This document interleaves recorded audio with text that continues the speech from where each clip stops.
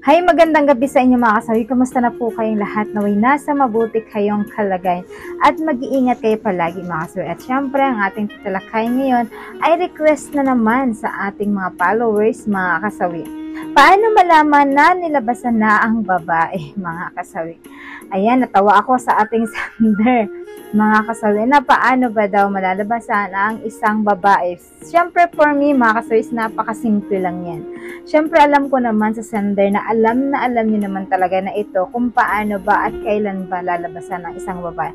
Syempre kapag once ng isang babae malapit na itong lalabasan, or paano mo ba malalaman na lalabasan ng isang babae ay kapag alam mo ba yung irit or kanyang ungol na sobra-sobra at namimilipit ito sa paghigpit ng yakap sa iyo, at higit sa lahat alam mo yung paa niya na dalawang paa ay ilalagay niya sa iyo sa likuran mo mga kasawi, at kakapit ito at ihag ka ng sobra-sobra at sasabihin niya, oh, ang sarap. At syempre sasabihin niya na ay isa pa nga, gustong gusto ko pa to. Gusto ko pa tong ulitin ulit kapag once na ito yung kanyang sinabi mga kasawi, na tiyak na naman talaga na ang babae ay malapit na ito ay sa tuktok na talaga na 100% na malalabasan na ito mga kasawi kapag ito ang kanyang sinabi. Malalaman mo rin yan kapag ang babae malapit na talaga o nalalabasan na sila,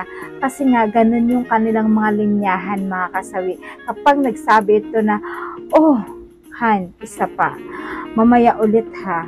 Gustong gusto ko to. Eto ulit yung gagawin mo sa akin kasi ang sarap-sarap nito. Kapag once na ganyan ang linyahan ng asawa nyo, tiyak na naman na satisfaction ang kanyang mangyayari mga kasawi. At hindi lang yun.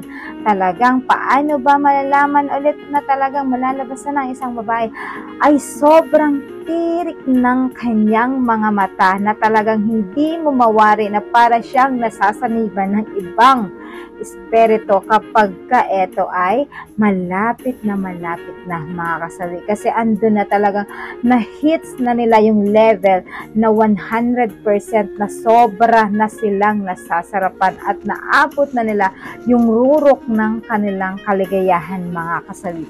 Kaya yan ang mga sign na talagang malalaman mo na ang babae ay nalabasan na mga kasawi. So ayan sa ating sender, sanay naway nabigyan kita ng linaw pagdating dito, kasi alam ko naman na talagang alam mo rin naman na ito kasi dahil meron ka rin namang asawa. So yan lang mga kasawi, at syempre sa ating mga commentor, pwede kayo mag-request na baka meron pa kayong idea kung paano ba malalaman na ang babae ay nalalabasan na sila. Kasi tatlong bagay lang yan mga kasawi. Ang una ay matitirik ang kanyang mata, pangalawa is nakakaungol na sila ng sobra-sobra na talagang maingay na ito, minsan kahit na pinipigilan mo ay hindi ito nagpapaawat. Ayan, ang pangatlo naman, syempre mga kasawi, yung yakap niya sa iyo at talagang higpit ng kanyang paa sa iyo sa pagtanday ay alam mo talagang titigain ka, kasi nga andun na talaga papaloob na nasasarapan sila na sobra-sobra dahil andun na nga sila ay malalabasan ng mga kasawi. Ayan yung ating pangatlong mga kasawi na malapit na at nalabasan na ang mga babae mga kasawi. So yan lang mga kasawi, maraming salamat sa patuloy na pagsuporta niya sa akin sa walang sawang pag-share at pag-comment. Sa mga hindi pa po nakapag-subscribe mga kasawi, pwede na kayong mag-subscribe. Pwede na rin kayo mag-follow para updated kayo sa topic ko araw-araw.